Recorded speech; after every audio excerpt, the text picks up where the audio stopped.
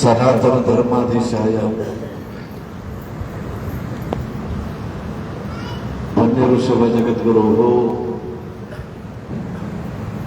ಪಾಹಿ ಮಾಂ ಜಗದಾರಾಧ್ಯ ವಿಶ್ವಾರಾಧ್ಯ ಕುರುದ್ಭವ ಯಸ್ಯ ಸ್ಮರಣ ಮಾತ್ರೇಣ ಋಣಾಮುಕ್ತಿ ಕರಸ್ಥಿತಃ ತಂ ವಂದೇ ಜಗದಾಧಾರಂ ವಿಶ್ವಾರಾಧ್ಯಂ ಜಗದ್ಗುರು.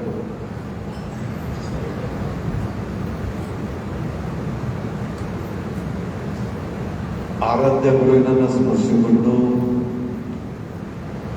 ಈ ಕ್ಷೇತ್ರದ ಪುರುಷರಾದ ವಿಶ್ವಾರಾಧ್ಯರನ್ನ ಮಗಳಾಂಬಿಕಾತಾಗಿಯನ್ನು ಸ್ಮರಿಸಿ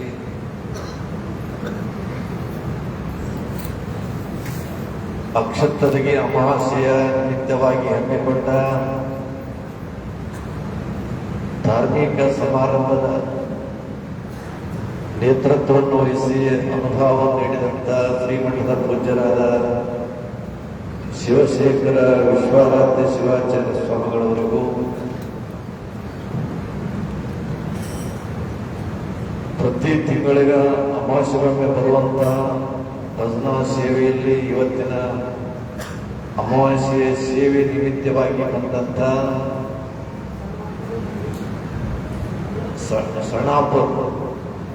ಸಣಾಪುರ ಗುಡ್ಡರಿಗೆ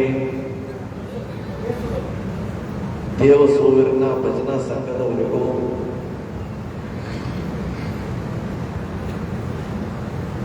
ದರ್ಶನಾರ್ಥಿಯಾಗಿ ಬಂದಂತ ಎಲ್ಲ ಶರಣೀಯರ ಅಂತರಾತ್ಮದಲ್ಲಿ ವಿರಾಜಮಾನರಾಗಿರೋ ನಿಮ್ಮೆಲ್ಲರ ಆನಂದದವರಿಗೆ ಶರಣಾರ್ಥಿ. ಅರ್ಧರಾತ್ರಿಯಲ್ಲಿ ಎದ್ದೋದವರೆಲ್ಲ ಗೌತಮ ಬುದ್ಧರಾಗುವವರೆಗೆ, ಸನ್ಯಾಸ ಸ್ವೀಕರಿಸಿದವರೆಲ್ಲ ಶಂಕರಾಚಾರ್ಯರಾಗುವವರೆಗೆ, ಉಪನಯನವನ್ನು ನಿರಾಕರಿಸಿದವರೆಲ್ಲ ಬಸವಣ್ಣನವರಾಗುವವರೆಗೆ, ಶಾಸನ ಉಲ್ಲಂಘಿಸಿದವರೆಲ್ಲ ಗಾಂಧೀಜಿಯವರಾಗುವವರೆಗೆ, ಅಧಿಕಾರವನ್ನು ನಿರಾಕರಿಸಿದವರೆಲ್ಲ ಅಥಣಿಯ ಸಿಒಇಗಳಾಗುವವರೆಗೆ, ದಿಗಂಬರತ್ವ ಪಡೆದವರೆಲ್ಲ ಸದ್ಗುರು ವಿಶ್ವಾರಾಧ್ಯರಾಗುವ ಸ್ವತಂತ್ರ ತೀರ ಸಿದ್ದೇಶ್ವರ ನಿನ್ನ ಹೆಸರಿಡವರೆಲ್ಲ ನೀನಾಗುವವರೆಗೆ.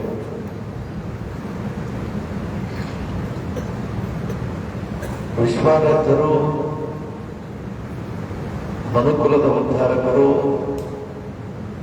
ಜಾತಿ ಮತ ಭಕ್ತ ಪಂಗಡಗಳನ್ನದೇ ಮಾನವ ಸಮಾಜವನ್ನ ಒಂದು ಮುಖವಾಗಿ ಕರೆದುಕೊಂಡು ಹೋಗುವಂತಹ ತತ್ವಜ್ಞಾನಿಗಳು. ದೇಹ ಶಾಶ್ವತವಾದಂಥದ್ದಲ್ಲ, ಆತ್ಮದ ಅನುಭವ ಶಾಶ್ವತ ಅನ್ನುವಂಥ ಮೇಲ್ಮಟ್ಟದ ವಿಚಾರಕ್ಕೆ ಬಂದ ನಿಂತವರು ವಿಶ್ವಾರಾಧ್ಯರು. ಹುಟ್ಟಿದವರು ಯಾರೋ ಈ ಭೂಮಿ ಮೇಲೆ ಉಳಿದಿಲ್ಲ. ಕಣ್ಣಿಗೆ ಕಂಡಂಥದ್ದು ಯಾವುದೋ ಸ್ಥಿರವಾಗಿ ನಿಂತಿಲ್ಲ. ಯದೃಷ್ಟಂ ತನ್ನಷ್ಟಂ ಅನ್ನುವಂತಹ ಒಂದು ಭಾವನೆ ಇದೆ. ಅಂದ್ರೆ ಶರೀರ ಯಾಕೆ ಹುಟ್ಟುತ್ತದಂತ ಕೇಳಿದಾಗ ಶರೀರ ಒಗೆದುಕೊಳ್ಳುತ್ತದೆ. ಒಂದು ಕಟ್ಟಡ ಯಾಕೆ ಕಾಣ್ತಂದ್ರೆ ಒಂದಾನೊಂದು ದಿವಸ ಅದು ಕೆಲಸ ಆಗೋದಕ್ಕೆ ಕಾಣ್ತದೆ. ಅದರ ನಿಸರ್ಗದ ನಿಯಮ ಅದ. ಇದನ್ನೇ ಮುಂದಿಟ್ಟುಕೊಂಡು ಅನುಭಾವಿಗಳು ಹೇಳಿದರು, ಇದು ಮರ್ತ್ಯ ಲೋಕ. ಯಾವ ಲೋಕ? ಮರ್ತ್ಯ ಲೋಕ. ಮರ್ತ್ಯ ಲೋಕ ಅಂದ್ರೆ ಯಾರ ಲೋಕ? ಸಾಯುವವರ ಲೋಕ ಅಂತಂದ್ರು. ಏನಂದ್ರು? ಸಾಯುವವರ ಲೋಕ. ಅದಕ್ಕೆ ರೂಪ ಕೊಟ್ಟು ಏನು ಹೇಳಿದ್ರು ಅನುಭಾವಿಗಳು? ಮರ್ತ್ಯಲೋಕ ಎಂಬುದು ಕರ್ತಾರನ ಕಮ್ಮಟವಯ್ಯ. ಇಲ್ಲಿ ಸಲ್ಲುವವರು ಅಲ್ಲಿಯೂ ಸಲ್ಲರಯ್ಯ, ಇಲ್ಲಿ ಸಲ್ಲದವರು ಅಲ್ಲಿಯೂ ಸಲ್ಲರಯ್ಯ, ಅಲ್ಲಿ ಸಲ್ಲಲಾರ್ದವರು ಎಲ್ಲಿಯೂ ಸಲ್ಲರಯ್ಯ.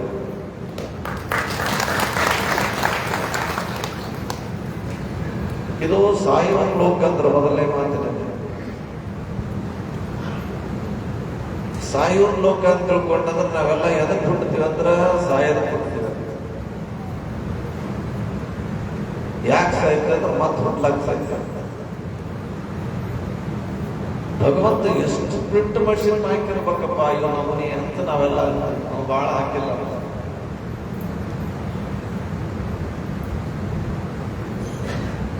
ಅಂದ್ರೆ ನೀ ಹುಟ್ಟು ಸಾವು ಹುಟ್ಟೋದು ಸಾಯೋದು, ಹುಟ್ಟೋದು ಸಾಯೋದು. ಅದಕ್ಕೆ ಅನುಭಾವಿಗಳು ಹೇಳಿದ್ರು, ವಿಶ್ವರಾಜರಂತ ಜ್ಞಾನಿಗಳು, ಬಾರದ ಭವನಗಳಲ್ಲಿ ನಾನು ಬಂದೆ, ಹಿಂದಿನ ಜನ್ಮ ಏನಾದರಾಗಲಿ ಮುಂದೆ ಜನ್ಮ ಬರದಂತೆ ನೀ ಕರುಣಿಸುತ್ತಂತೆ ಅಂತ.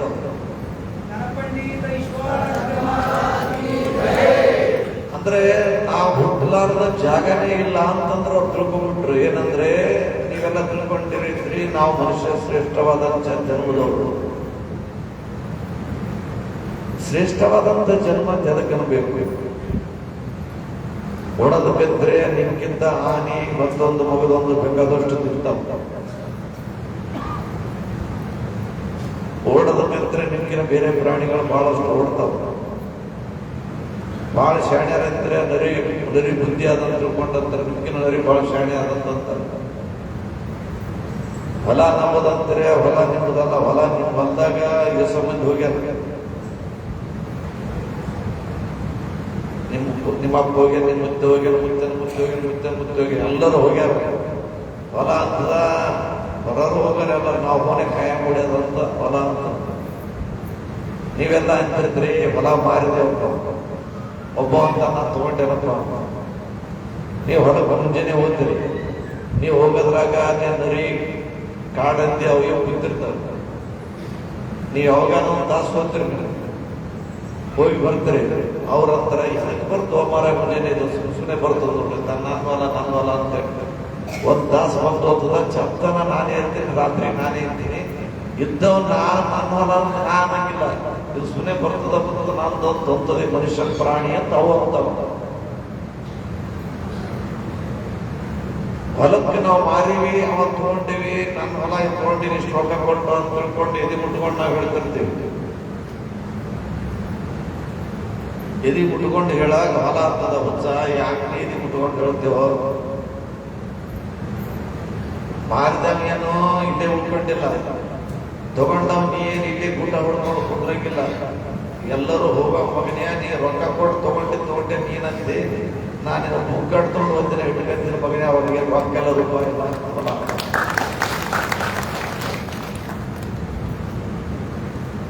ಅಂದ್ರೆ 84 ಲಕ್ಷ ಜೀವಗಳ ಕೊನೆಯ ಜನ್ಮ ಇದು ಮನುಷ್ಯ ಜನ್ಮ. ಯಾಕೆ ಮನುಷ್ಯ ಜನ್ಮಕ್ಕೆ ಶ್ರೇಷ್ಠತೆ ಬಂತಂತ ಕೇಳಿದ್ರೆ, 21 ಲಕ್ಷ ಅಂಡಜ, 21 ಲಕ್ಷ ಪಿಂಡ ಸ್ವೇದಜ, 21 ಲಕ್ಷ ಉದ್ಬೀಜ, ಇವೆಲ್ಲ 21 ಲಕ್ಷ ಅಂಡಜ, ಪಿಂಡಜ, ಸ್ವೇದಜ, ಉದ್ಬೀಜ. ಅಂದ್ರೆ ಇವೆಲ್ಲ 21 ಲಕ್ಷದ ಗಣಿ ಜನ್ಮ ಮನುಷ್ಯ ಜನ್ಮ ಅಂತಾರಂತಂದ್ರೆ, ಈಗ ನಿಮ್ಮ ಮನ್ಯಾಗ 4 ಮಕ್ಕಳು ಹುಟ್ಟಿರ್ತಾರ. ಒಬ್ಬನಿಗಿರ್ತೀರಿ ಶಂಕರಪ್ಪ, ಕಲ್ಲಪ್ಪ, ಮಲ್ಲಪ್ಪ, ಸಿದ್ದಪ್ಪ ಗಣಿಯವ ಅಂತಂತೀರಿ. ಅಂದ್ರೆ ಎಲ್ಲರಿಗಿನ ಯಾರು ದೊಡ್ಡರಾದ್ರು? ಸಿದ್ದಪ್ಪನಿಗಿನ ವರ್ಷ ದೊಡ್ಡರಾದ್ರು. ಅದು ಮತ್ತ ಮನುಷ್ಯ ಜನ್ಮಕ್ಕೆ 84 ಲಕ್ಷ ನಿಮ್ಗಿಂತ ಮೊದಲು ಹುಟ್ಟ್ಯಾವ. 83,99,999 ಲಕ್ಷ ಜನ್ಮದಾಚಿ ನಿಮ್ಗಿಂತ ದೊಡ್ಡವರು. ನೀವು ಮಾತ್ರ ಸಣ್ಣ ಜನ್ಮ, ಹೌದಾ? ಆದ್ರೂ ನಿಮಗೆ ಶ್ರೇಷ್ಠ ಜನ್ಮ ಅಂತಂದ್ರೆ ಯಾಕೆ ಶ್ರೇಷ್ಠ ಅಂತಂದ್ರ 84 ಅಷ್ಟು ಜನ್ಮ ಸೃಷ್ಟಿಸಿದಂತ ಭಗವಂತನಿಗೆ ಒಂದು ಚಿಂತೆ ಆಯ್ತಂತೆ. ಏನು ಚಿಂತೆ ಅಂತ ಕೇಳಿದ್ರೆ, ಸೃಷ್ಟಿ ಇದನ್ನ ತಯಾರು ಮಾಡಬೇಕು. ಮೊದಲು ಅವನು ಈಗ ಇದ್ದಂತ ಪರಮಾತ್ಮ ಮಣ್ಣಿನಿಂದ ಒಂದು ಸ್ವರೂಪ ಜ್ಞಾನ ತಯಾರು ಮಾಡಿದ. ಅದು ಮಣ್ಣು ಮೂರ್ತಿ ಮಾಡ್ಕೊಂಡು ಹೋದ, ಮಣ್ಣು ಉಚ್ಕೊಂಡು ಬೀಳಬೇಕು. ಹ್ಯಾಂಗ್ ಮಾಡಬೇಕು? ಎಲ್ಲಾ ದೇವಾನು ದೇವತೆಗಳು ಕೇಳಿದ್ರ, ಅವಾಗ ಹೇಳಿದ್ರು ದೇವತೆಗಳು, ಸೂರ್ಯ ದೇವ ಬಂದ, ಇವನು ತಲೆಯಲ್ಲಿ ಇರ್ತೀನಿ, ತಲೆ ಕಟ್ಟು. ಮತ್ತೊಂದು ದೇವರು ಬಂದ್ರು, ನಾನು ಹೊಟ್ಟೆಯಲ್ಲಿ ಇರ್ತೀನಿ, ತಯಾರು ಮಾಡ್ರಿ. ಮತ್ತೊಂದು ದೇವ್ರು ಬಂದರು, ನಾವಿನ ಕೈಯಾಗಿ ಕಾಲಾಗಿ ತಯಾರು ಮಾಡಿ ಎಲ್ಲ ತಯಾರು ಮಾಡಿ ಎಲ್ಲರೂ ಕಡ ಕೊಟ್ಟಾಗಿ ಮನುಷ್ಯ ತಯಾರಾದ ತಯಾರಾದ ನಂತರ ತನ್ನ ಐಚ್ಛಿಕವಾದ ಅಂದ್ರೆ ಪರಮಾತ್ಮ ಬೇಕಂತ ಕಾಯಾಸ ಮಾಡಿ ಜನ್ಮ ಹುಡ್ಸ್ಯಾನ. ಹುಡ್ಸಿದ ನಂತರ ಏನು ಮಾಡ್ಬೇಕಂತ ಕೇಳಿದಾಗ, ಈಗ ನೀವು ಲೌಕಿಕದಲ್ಲಿ ಏನಾದ್ರೂ ಮಕ್ಕಳಾಡಿದ್ರಿ, ಯಾಕೆ ಇವ ಹ್ಯಾಂಗನ, ಇಲ್ಲಪ್ಪ ಸಿದ್ದಪ್ಪನ ಮದ ಶಂಕರಪ್ಪ ಪಾಪ ಅದು ತಂದೆ ಹಾಕಿತ್ತು, ಮಗ ಹುಟ್ಟಿ ತಂದೆ ಹೆಸರು ತಂದನಪ್ಪ, ಮನಿತನ ಹೆಸರು ಉಳಿಸಿದ ಅಂತ ನೀವು ಹೇಳ್ತೀರಿ ಲೌಕಿಕದಲ್ಲಿ. ಹೌದಾ? ನೀವು ಪರಮಾತ್ಮ ನಿಮ್ಮನ್ನು ತನ್ನ ಸ್ವಂತ ಇಚ್ಛೆಯಿಂದ ನಿಮ್ಮನ್ನು ನಿರ್ಮಾಣ ಮಾಡ್ಯಾನಂತಂದ್ರೆ,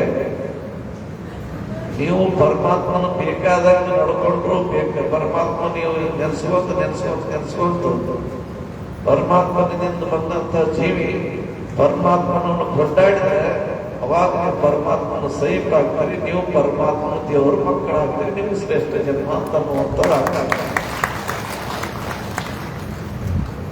ಅಂತ ಶ್ರೇಷ್ಠ ಜನ್ಮಕ್ಕೆ ಶಿವನಾಮ ಸ್ಮರಣೆ ಮಾಡಬೇಕಂತ ತಿಳ್ಕೊಂಡು ಭಜನಿಯವರು ಬಂದು ಒಂದು ತಾಸಾಯ್ತು ಪಾಪ ಅವ್ರಿಗೆ ಹಚ್ಚಿ ನಾವು ಹೋಗಿ ಹಾಕ್ಬಿಟ್ಟೆ, ಅದು ಇದು ಮಾತಾಡ್ಕೊಂಡು ಸ್ವಲ್ಪ ಕೆಲಸ ಹೋಗುವಂತ ಸಂದರ್ಭದಲ್ಲಿ ಭಜನೆ ಬಹಳ ಚಂದ ಮಾಡಿದ್ರು.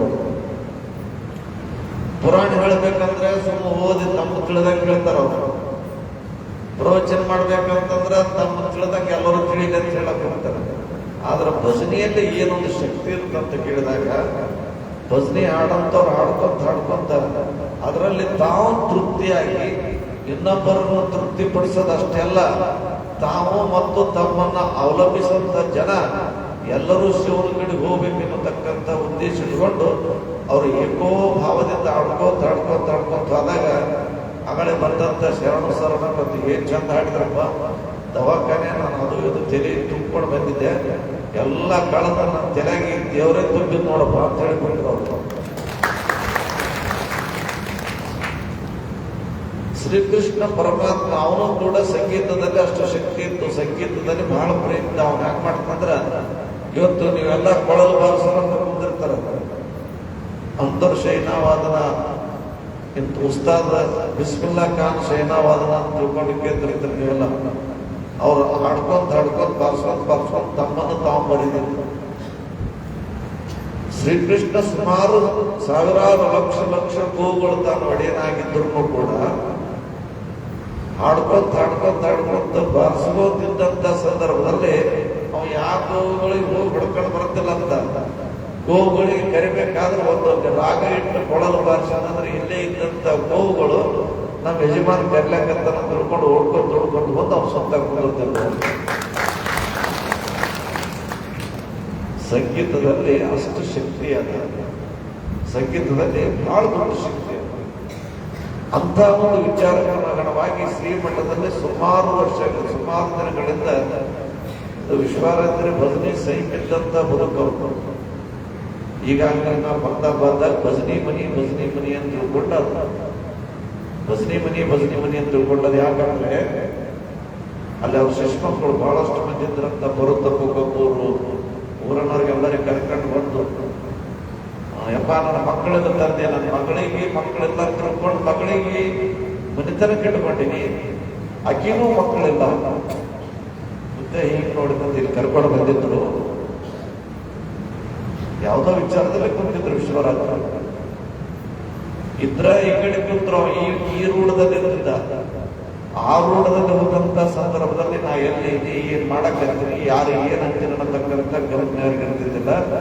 ಯಾವಾಗ ಈ ಕಡೆ ಬಂದಾಗ ಏನ್ಲೇ ಯಾಕೆ ಬಂದಿಲ್ಲ ಅಂತ ಕೇಳ್ತಿದ್ರು.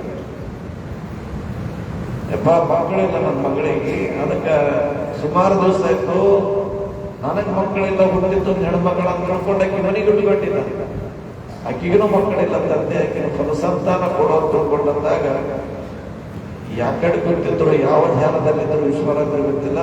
ಪಟ್ನೆ ಕೈ ಹಾಕಿ ಆಕಿನ ಹುಣೆದಾಗ ಬಾಳೆಹಣ್ಣು ತಂದರು, ಬಾಳೆಹಣ್ಣು ಹಿಡ್ಕೊಂಡು ಮತ್ತೆ ಹೋಗಿದ್ ನಾನು ಜಾಡಿಸಿ ಹೋಗಿದ್ರಾಗ 2 ಬಾಳೆಹಣ್ಣು ಕೆಳಗೆ ಬಿದ್ದು ಅಂತ ವಿಶ್ವರಾಜ ಅಂದ್ರೆ ಮಕ್ಕಳು ಕೇಳಕ್ ಬಂದ್ರೆ ಈಗ 2 ಭೂಮಿ ಕೊಟ್ಲಲ್ಲಿ ಅಂದ್ರ ವಿಶ್ವರಾಜ ಅಂದ್ರ ಎಷ್ಟು ಬಾಳೆಹಣ್ಣು ತಂದಿದ್ದು ಅಷ್ಟು ಬಾಳೆಹಣ್ಣು ಅಷ್ಟು ಮುಚ್ಚೋರು ತಗೊಂಡು ಹೋಗಿದ್ರಾಗ ಭೂಮಿ ಕೊಟ್ಟದಂದ್ರ ಬಿತ್ತು ಸಹಜ ವಿಶ್ವರಂದ್ರ ದೃಷ್ಟಿ. ಅವ್ರು ಯಾಕೆ ಅಂದಿದ್ರು ಹಂಗಾಯ್ತು. ಅವ್ರಂದ್ರ ಒಗದಷ್ಟು ಮಕ್ಕಳಾಗ್ತಾವ, ಹೊಡೆದಾಗ ಬಿದ್ದಷ್ಟು ಜಳಗೆ ಬಿದ್ದಷ್ಟು ಮಕ್ಕಳು ಮತ್ತೆ ಹೋಗ್ತಾವ ಅಂದ್ಬಿಟ್ಟು ವಿಶ್ವರಂದ್ರ. ಅಂಥವ್ರು ಯಪ್ಪ ಎಲ್ಲಿ ತಂದೆ ಅಂತ ತಿಳ್ಕೊಂಡಂದು ನಂತರ ಮಕ್ಕಳು ಬರೋಸಂತಾನಪ್ಪ ನಮ್ಮ ಊರು ಭಕ್ತರು ನಿನಗೆ ಅಪೇಕ್ಷೆ ಮಾಡಲ್ಲ ಬರಬೇಕು ತಂದೆ ಅಂತ ತಿಳ್ಕೊಂಡಲ್ಲ. ಬರೋದಾಗಲ್ಲ, ಶರೀರ ಭಾಳ ಸ್ಥಿತಿನ ಕೊಟ್ಟದ. ಈಗ ಎಲ್ಲ ನೋಡ್ಬೇಕಾದ್ರೆ ಗಾಡಿ ಚಲೋ ಇರಬೇಕಲ್ಲ, ಗಾಡಿ ಇದೇನು ನಕ್ಕಕ್ಕಿಲ್ಲದ ಗಾಡಿ. ಅವ್ರ ಗಾಡಿ ಆ ಕಡೆ ಐತಂದ್ರೆ ಹಣದ ಗಾಡಿ, ಹೊಲ ಅಂದ್ರೆ ಹತ್ತು ಗಾಡಿ, ಗುಡ್ಡ ಅಂದ್ರೆ ಗುಡ್ಡದ ಗಾಡಿ. ಅದಕ್ಕೆ ಈ ಗಾಡಿ ಸಂಘ ಸವಾಸ ಮಾಡಬಾರ್ದು. ಈ ಗಾಡಿ ಏನು ಉಳಿದ್ರು ಇಲ್ಲೇ ಉಳಿಲಿ ಅಂತಾರೆ. ಯಪ್ಪ ಬರ್ಬೇಕು, ಬರಲ್ಲೇ ನಿಮ್ಮೂರಿಗೆ ಬರ್ಬೇಕಂದ್ರ ನೀವು ಭಜನೆ ಮಾಡ್ಕೋತ ಮುಂದೆ ಗರಿಗುಬ್ಬಿ ಆಗಿ ಬಂದು ಭಜನೆ ಕೇಳ್ತೀನಿ ಅಂತೇಳಿ ನಾನು ವಿಶ್ವಾಸ. ಕರಿಗುಬ್ಬಿಯಾಗಿ ನಾವು ಭಜನೆ ಕೇಳ್ತೀವಿ ಅಂದ್ರು. ಆ ಪುರಾಣದ ಖುಷಿ ಆಯ್ತು, ನಡ್ರಿ ಹೋಗಿ ಭಜನೆ ಮಾಡಮ್ಮ ಅಂತ ತಿಳ್ಕೊಂಡು ವಾಪಸ್ ಹೋಗಿ ಭಜನೆ ಮಾಡ್ಕೊಂತ ಕುಂದ್ರು. ಭಜನೆ ಮಾಡ್ಕೊಂಡು ಮ್ಯಾಕ್ ನೋಡ್ಲಕ್ಕಂದ್ರು ಬರೋದೊಂದು ಗುಬ್ಬಿ ಹಾರಿ ಬಂದು ಮ್ಯಾಕ್ ಗಲಾಟೆ ಕುಂತು ಜಯ ಅಂತಾರೆ, ಗಲಾಟೆ ಅಂತಾರೆ ಕುಂತು. ಜಯ ಮತ್ತೆ ಬಿಡ್ಲಿಲ್ಲ. ಭಜನೆ ನಾಳೆ ಮಾಡಮ್ಮ, ಅಪ್ಪ ಬಂದ ಮೊದಲು ದರ್ಶನ ತಗೊಂಬಂದು ತಿಳ್ಕೊಂಡು ಗುಬ್ಬಿ ಹಿಡಿದು ತಲೆ ಮ್ಯಾಗ ಇಟ್ಕೊಂಡ್ರಂತ ಮನೆಗೆ ಹೋಗಿ ತಗೊಂಡು ತಿರುಗಾಡಿ ಬಂದ್ರು. ಗುಬ್ಬಿ ಹಿಡ್ಕೊಂಡು ಆ ಕಡೆ ತಿರುಗಾಡಕ್ಕಲ್ಲ, ಅವ್ರಿಗೆ ಬಂದು ಕೈ ಆಡ್ಸಕ್ಕಂತ. ಮತ್ತೊಂದು 4 ದಿನ ಬಿಟ್ಟು ಬಂದು ಅಪ್ಪ ಭೇಟಿ ಕೊಟ್ಟ, ನಮ್ಮ ದರ್ಶನ ಕೊಟ್ಟ. ಹೋಗಿ ಅಪ್ಪನ ದರ್ಶನಕ್ಕೆ ಹೋದ್ರೆ ಅಂತ ತಿಳ್ಕೊಂಡು ಬಂದು ವಿಶ್ವರಾತ್ರಿ ನಮಸ್ಕಾರ ಮಾಡೋದ್ರಾಗ ಮತ್ತೆ ಕಲ್ಲು ಹಿಡ್ಕೊಂಡಿದ್ರೆ ಮಕ್ಕಳೇ ಬಾ ಅಂತ ತಿಳ್ಕೊಂಡು ಕರಿತ್ರಿ. ನಾ ಬಂದ್ಬೇಕು, ನಾನು ತಲೆ ಮ್ಯಾಗ ಕೈ ಆಡಿಸೋದು, ಮನೆ ಕರ್ಕೊಂಡು ತಿರುಗಾಡ್ಕೊಂಡ್ಲಿ ಅಂತಂದ್ರೆ ಅದು ವಿಶ್ವಾಸ. ತಪ್ಪಾಯ್ತು ಅಂತ ತಿಳ್ಕೊಂಡಂದಾಗ ನಿಮ್ಮೂರಿಗೆ ನಾ ಭೇಟಿ ಕೊಡ್ಬೇಕಲ್ಲ, ಇನ್ನೇನು ನೀವು ಭಜನೆ ಮಾಡ್ಕೋತ ಕೂತಿರ್ಲೇ, ನಾ ಯಾವಾಗ ಮನಸ್ಸು ಬಂದಾಗ ಯಾವಾಗ ಬಂದು ಹೋಗ್ತೀನಿ ಅಂತ ಹೇಳಿದ್ರಂತ ವಿಶ್ವರಾತ್ರು. ಅಂತಂತ ಆ ವಿಚಾರದಲ್ಲಿ ಈಗ ಅದನ್ನು ಕೂಡ ಪ್ರತಾಪದಲ್ಲಿ ದೊಡ್ಡ ಕಟ್ಟಿಸೋ ಮಠ ಕಟ್ಟಿಸಿದ ಗುಡಿ. ಅದಕ್ಕೆ ನಾ ಹೇಳಿದೆ, ಇದು ಗುಡಿ ಮಠ ಪಟ ಅಲ್ಲ, ಇದಕ್ಕೆ ಭಜನೆ ಮನಿನೇ ಅಂತ ಹೇಳಿದ್ರೆ ಬೆಲೆ ಬರ್ತದ ಅಂತ ಹೇಳಿದ್ರು. ಅಂತ ವಿಚಾರದಲ್ಲಿ ನಾವೆಲ್ಲರೂ ಕೂಡ ಭಗವಂತನ ನಾಮಸ್ಮರಣೆಯಲ್ಲಿ ಇರ್ತೀವಂತಂದ್ರೆ ಏನಾಗ್ತೀವಿ ಅಂದ್ರೆ ಈ ಜನ್ಮದ ಶ್ರೇಷ್ಠತೆಯನ್ನು ನಾವು ಉಳಿಸಿಕೊಂಡು ಬೆಳೆಸಿಕೊಂಡು ಹೋಗತಕ್ಕಂಥ ಅನುಭವ ನಮ್ಮಲ್ಲಿ ಬರುವಂತದ್ದಾಗ್ತದೆ. ಈ ಜನ್ಮದಲ್ಲಿ ಏನಾದರೂ ಪುಣ್ಯ ನಮ್ಗಿಂತಂದ್ರೆ ನಾವು ಅಂತಿರ್ತೀವಿ, ಏನಿಲ್ರಿ ದಾನ ಇಲ್ಲ, ಧರ್ಮ ಇಲ್ಲ, ಪುಣ್ಯ ಇಲ್ಲ, ಪರೋಪಕಾರ ಇಲ್ಲ. ಆದ್ರೂ ದೇವರಲ್ಲಿ ಗೇಟ್ ಕೊಟ್ಟ ನೋಡ್ರೆ ಕೊಟ್ಟ ಬರ್ತಾನೆ. ಅದಕ್ಕೆ ಅನುಭವ ಹೇಳ್ತಾರೆ, ಹರ ಪೂಜೆ ಗುರು ಸೇವೆ ಹೊರ ಪುಣ್ಯವಿಲ್ಲದೆ ಬರಿದೇ ಸುಖ ಭೋಗ ದೊರಕುವುದುಂಟೆ ಆತ್ಮ. ಅನುಭವಿಗಳು ಹೇಳ್ತಾರೆ, ಹರ ಪೂಜೆ ಗುರು ಸೇವೆ ಹೊರ ಪುಣ್ಯ ಇಲ್ಲದೆ ಬರಿದೇ ಸುಖ ಭೋಗ ದೊರಕೋದುಂಟೆ ಆತ್ಮ.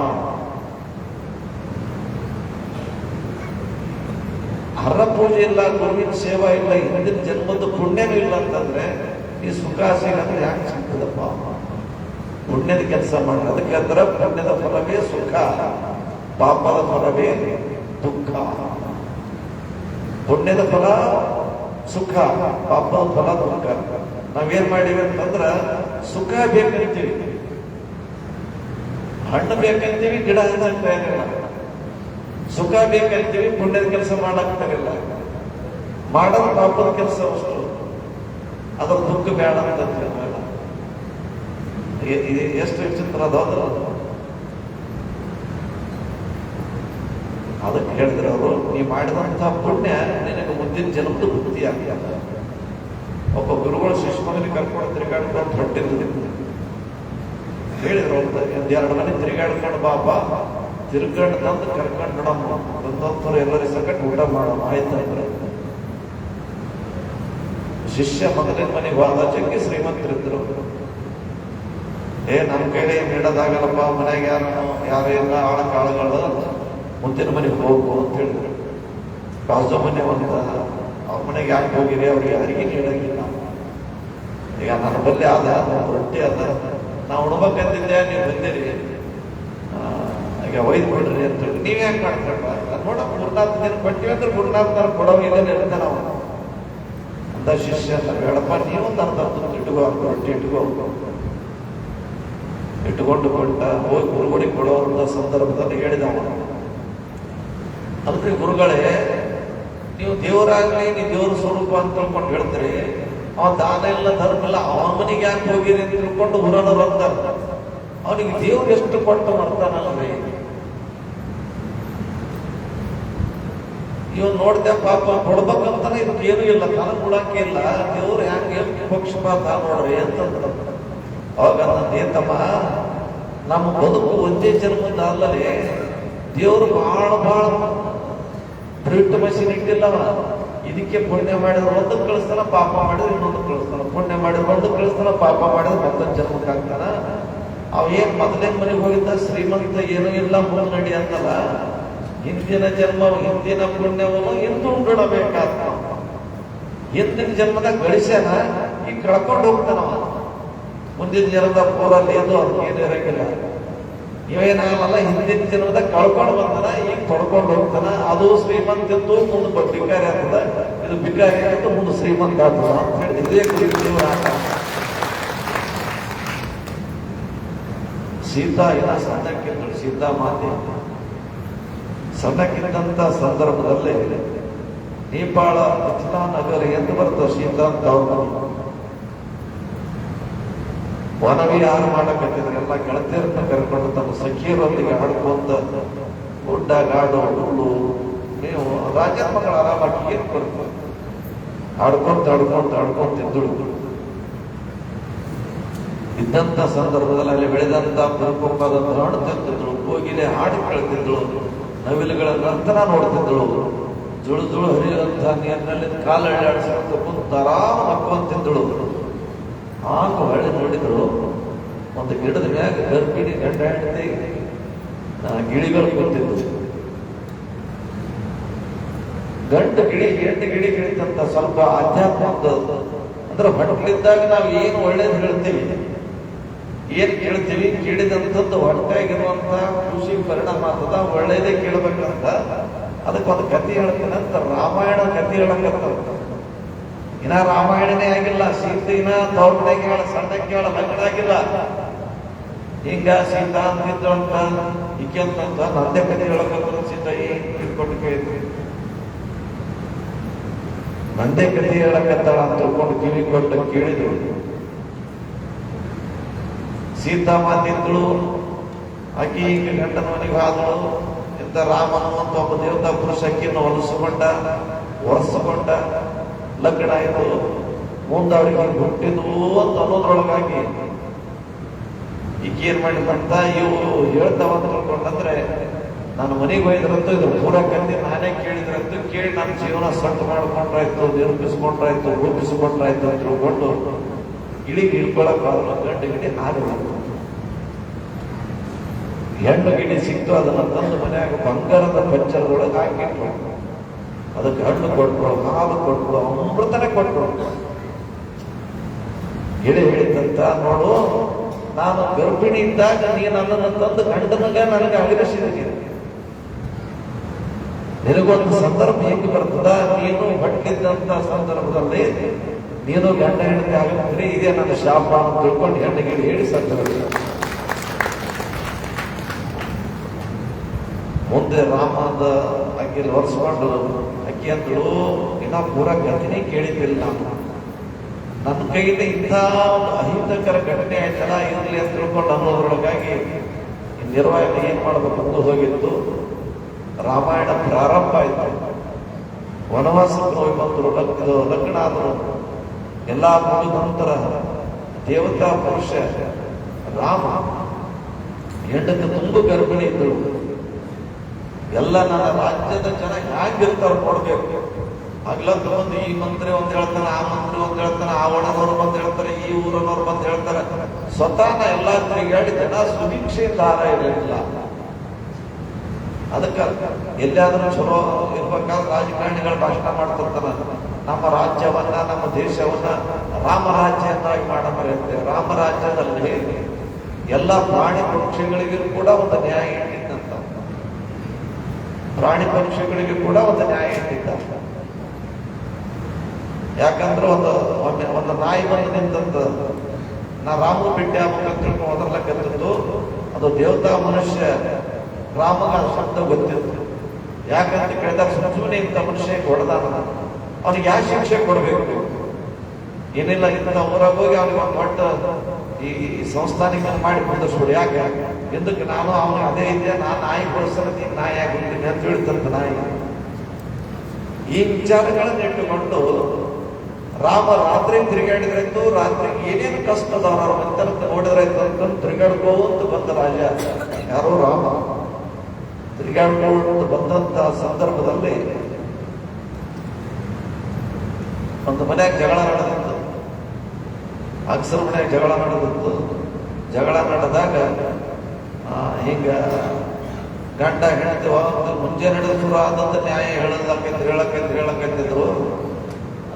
ಮನೆಗೆ ನಿಮ್ಗೆ ಏನಂತ ಹೇಳಪ್ಪ ಅಂತಂದಾಗ ಅಕ್ಸರ್ನಂತ ಬಿಟ್ಟು ಹೆಂಡತಿಗೆ ಆಳಾಗ ನಾಯನ ಸೊಟ್ಟ ರಾಮನೇನು ಅಂತ ಕೇಳಿದ್ನಂತ. ಏನಂತ ಏನಾದ್ರೂ ಅಪವಾದ ಹೊರದುಕೊಂಡು ಬಂದಂತ ಹೆಂಡತಿನ ನಾ ಮತ್ತೆ ಮನೆಗೆ ಇಡಬೇಕಂದ್ರೆ ನಾ ಏನು ಸೊಟ್ಟ ರಾಮನೇನು ಅಂತ ಕೇಳಿದ್ನಂತ. ರಾಮನ್ನ ತಗೋ ಸಾಕ್ಬಿಡಪ್ಪ ಸಾಕ್ಬಿಡಪ್ಪ ಹೋಯ್ತು ಅಂತ ಮನೆಗೆ ಬಂದ. ಲಕ್ಷ್ಮಣಿಗೆ ಹೇಳಿದೆ, ಈ ಅಪವಾದ ನಾನು ಇದರಿಂದ ನಾನು ವಿಮುಕ್ತನಾಗಬೇಕಾದ್ರೆ ಸೀತಾನ ಅಡವಿ ಕಳಿಸ್ಬಿಡೋನು ತಿಳ್ಕೊಂಡು ಕಳಿಸ್ಕೊಟ್ಟ. ಅಗ್ಸ ಹೇಳಿದಂತ ಆ ಜನ್ಮದಲ್ಲಿ ದೇವರು ಹೇಳಿದಂತ ಅಗ್ಸ ಯಾರು ತಿಳ್ಕೊಂಡು ಕೇಳಿದ್ರೆ, ನೀನೇನು ಅಡವಿಯಲ್ಲಿ ನಿನ್ನ ಸೀತಾಮಾತೆ ಗಂಡು ಗಿಳಿ ಮತ್ತು ಹೆಣ್ಣಿನ ಗಿಳಿ ಏನು ಹಿಡ್ಕೊಂಡು ಬರ್ತಿದ್ದಲ್ಲ, ಹಿಡ್ಕೊಂಡು ಬಂದಂತ ನಿಮ್ಮ ಕೈಯಿಂದ ತಪ್ಪಿಸ್ಕೊಂಡು ಹೋದಂತೆ ಗಿಳಿನೇ ಈ ಗಂಡು ಗಿಳಿ ಅಗ್ಸನಾಗಿ ಬಂದನ. ಅವಾಗ ಅವನಿಗೆ ನೀವು ಅಗಿಸಿದ್ರೆ ಇವ ಈಗ ಬಂದು ನಿಮ್ಮನ್ನು ಅಗಿಸ್ತಕ್ಕಂಥವ ಅಂತ ಹೇಳ್ತಾರೆ. ಅವಾಗ ಗಿಳಿಗಳಿದ್ದಂತ ಸಂದರ್ಭದಲ್ಲಿ ಗಂಡ ಹೆಂಡರನ್ನ ನೀವು ಅಗಿಸಿದ್ರಿ. ಹೆಂಡತಿ ತುಂಬ ಗರ್ಭಿಣಿ ಇತ್ತು ಗಿಳಿ. ಆ ಗಿಳಿಯನ್ನ ನೀವು ತಗೊಂಡು ಬಂದು ಮನೆಯಾಗ ಇಡಬೇಕಂತ ತಿಳ್ಕೊಂಡು ನಿನ್ನ ಐಚ್ಛಿಕ ವಿಷಯಕ್ಕಾಗಿ ಇವ್ರನ್ನ ಬಲಿಪಟ್ಟಿ ಅದ ಜನ್ಮದ ಕರ್ಮ ನಿನಗೆ ಏನ್ ಕಾಣ್ತ ಅಂತಂದ್ರೆ ನೀ ಕರ್ಮದ ಫಲ ಹೊಡಬೇಕಂತ ತಿಳ್ಕೊಂಡು ಅವಾಗ ನೀನು ನಮ್ಮಿಬ್ಬರನ್ನ ಅಗಿಸಿದ್ದಿ, ನಾನು ಈ ಸತಿ ನಿಮ್ಮಿಬ್ಬರನ್ನ ಅಗಿಸಿದೆ ಅಂತ ಹೇಳಿದಂತ ವಾಪಸ. ಜಾಯಾ ದುಃಖಂ ಜರಾ ದುಃಖಂ ಜನ್ಮ ದುಃಖಂ ಪುನಃ ಸಂಸಾರ ಸಾಗರ ದುಃಖಂ. ಅಂದ್ರೆ ಮನುಷ್ಯನಿಗೆ ದುಃಖ ಕರ್ಮಗಳು ಯಾವಾಗ ಬರ್ತಾವ ಅಂತ ತಿಳ್ಕೊಂಡು ಕೇಳಿದಾಗ ನಮ್ಮಲ್ಲಿ ಕರ್ಮದ ಫಲ ನಾವು ಹೊಡಬೇಕಂತ ತಿಳ್ಕೊಂಡು ತಯಾರಾದಾಗ ಭಗವಂತ ಕೊಟ್ಟಿದ್ದಂತ ನಿಯಮಕ್ಕೆ ನಾವೆಲ್ಲರೂ ಕೂಡ ತಲೆಬಾಗಿನಾಗಿ ರಾವಣ ಹತ್ತದಲ್ಲಿ ರಾವಣ ಅಂತ ತಿಳ್ಕೊಂಡು ನೀವೆಲ್ಲ ಕೇಳಿ ರಾವಣ ಬಹಳ ಬಲಶಾಲಿ. ಪುರಸ್ತೆ ಮತ್ತು ಕೈಕಸಿ ಅಂತ ತಿಳ್ಕೊಂಡು ದೊಡ್ಡ ಪಂಡಿತರು ಋಷಿಗಳು ಪುಲಸ್ತೆ ವಾನಪ್ರಸ್ಥಾಶ್ರಮವನ್ನು ಸ್ವೀಕಾರ ಮಾಡಿದ. ವಾನಪ್ರಸ್ಥಾಶ್ರಮ ಅಂತ ತಿಳ್ಕೊಂಡಂದ್ರೆ ಬ್ರಹ್ಮಚರ್ಯ, ಸನ್ಯಾಸಿ, ವಾನಪ್ರಸ್ಥ ಅಂತ ತಿಳ್ಕೊಂಡಂದ್ರೆ ಅವೆಲ್ಲಾನು ಬಿಟ್ಟು ಹೋಗ್ಬಿಡೋದಷ್ಟೇ. ಸಂಸಾರ ಬಿಡದೆ ಎಲ್ಲ ಅವಸ್ಥೆಗಳನ್ನು ದಾಟ್ಕೊಂತ ಬಂದು ಅಂದ್ರೆ ಎಲ್ಲಾನ ಬಿಟ್ಟು ಕಾಡಿಗೆ ಹೋಗಿಬಿಡೋದು. ಕಾಡಿಗೆ ಹೋದಂತ ಸಂದರ್ಭದಲ್ಲಿ ಕೈಕಸಿ ಅಂತ ಹೋಗಿ ಸುಮಾರು ವರ್ಷ ಹಂಗೆ ಇದ್ದ ಬರದ್ರಾಗೆ ಗಂಡ ಬರ್ತಾರಂತ ಹಂಗೆ ನಿಂತಿದ್ರು ಅಂತ ತಿಳ್ಕೊಂಡು ಅಂತಾರ. ಸಾಹಿತ್ಯ ಇತಿಹಾಸದಲ್ಲಿ ಎಷ್ಟು ಸತ್ಯದ ಗೊತ್ತಿಲ್ಲ. ಬಂದ ನಂತರ ಅಕ್ಕಿ ಹೇಳಿದಂತ ಯಾರು ಕೈಕಸಿ ಏನಂತ ಹೇಳಂತ ಕೇಳಿದ್ರೆ, ಇಲ್ಲ ನೀವು ಈ ವರ್ಷ ಬಿಟ್ಟು ಹೋಗಿ ನನಗೆ ಇಷ್ಟು ದಿವಸ ಬಿಟ್ಟು ಹೋದಂತ ನೀವು ಇಲ್ಲೇ ಇದ್ರೆ ಅಂತಂದ್ರೆ ವರ್ಷಕ್ಕೆ ಒಂದು 10 ಮಕ್ಕಳು ಹುಟ್ಟುತ್ತಿದ್ದೇವಲ್ಲ ಅಂತಂದ್ರು. 10 ಮಕ್ಕಳು ಹುಟ್ಟುತ್ತಿದ್ವಲ್ಲ. ಆ ಪುಲಸ್ತಿಗೆ ಹ್ಯಾಂಗ ನೆನಪು ಬಂತು? 10 ವರ್ಷ ಹೋಗಿ ವನವಾಸದ ಅನುಷ್ಠಾನ ಕುಂತುಬಿಟ್ಟ ಅಡವಿಗೆ. ಮುಂಜಾನೆ ಎದ್ದು ಬ್ರಹ್ಮ ಮುಹೂರ್ತದಲ್ಲಿ ಎದ್ದು ಸ್ನಾನ ಸಂಧ್ಯಾವಂದನೆಗಳನ್ನು ಮುಗಿಸಿಕೊಂಡು ಮನೆಯಾಗ ಹೇಳ್ತೀವಿ ಬರ್ತೀನಿ ಅಂತ ಹೇಳಿದ್ದೆ, ಆದ್ರೆ ಹೋಗ್ಬೇಕನ್ನುವಂತ ಕಲ್ಪನೆ ಇಲ್ಲ. ತಾ ಪೂಜೆ ಕುಂದಿರ್ಬೇಕನ್ನುವಂತ ಪರಿಸರ ಅಲ್ಲಿ ಅವನಿಗೆ ಒಪ್ಪಿಸ್ತ ಕುಂತ್ಬಿಟ್ಟ, ಕಣ್ಮುಚ್ಚಿ ಕುಂತ್ಬಿಟ್ಟ. ಎಷ್ಟು ದಿನ ಆಯ್ತು ಹ್ಯಾಂಗ್ ಗೊತ್ತಿಲ್ಲ ಅನ್ನೋದನ್ನು ಗೊತ್ತಿಲ್ಲ ಅಂತ. ಗಡ್ಡ ಜಟಗಳು ಬೆಳೆದು ಆ ಜಟದಾಗ ಹಕ್ಕಿ ಪಕ್ಷಿಗಳು ವಾಸ ಮಾಡಕತ್ವ. ಈಗ ಅದನ್ನು ಋಷಿಕೇಶದಲ್ಲಿ ಬಹಳಷ್ಟು ಮಂದಿ ತಪಸ್ಸು ಕೂತಿರ್ತಾರಂತ. ಅವರು ಹ್ಯಾಂಗ ಕೂತಿರ್ತಾರಂತ ಹಂಗೆ ಪದ್ಮಾಸನ ಹಾಕೊಂಡು ಕೂತಿರ್ತಾರ. ಯಾರಾದ್ರೂ ಹೋಗಿ ಸುಮ್ಮನೆ ಮಜಾ ಮಾಡ್ಕೊಂಡಾರ ಬಿಟ್ರು ಗುಡುಗುಡುಗಳು ಉಳ್ಕೊಂಡ್ ಹ್ಯಾಂಗ್ ಬಿದ್ದಿರ್ತಾರ ಹಂಗೆ ಇರ್ತಾರಂತ ಎಷ್ಟೋ ವರ್ಷ. ಬ್ರಹ್ಮಸಿಂಹ ಚಕ್ರದಲ್ಲಿ ಅದು ತನ್ನ ಜೀವನ ಗಳವನ್ನುವಂಥದ್ದು ಇಟ್ಟು ದೇಹದ ಮೇಲಿನ ತಮ್ಮ ಸಹಜನ ಬಿಟ್ಟು ನಿಯಂತ್ರಣ ಮೇಲೆ ಇರತಕ್ಕಂಥ ಅವರ ಒಂದು ಅನುಷ್ಠಾನದ ಫಲ, ತಪಸ್ಸಿನ ಒಂದು ನಿಗ್ರಹ ಶಕ್ತಿ,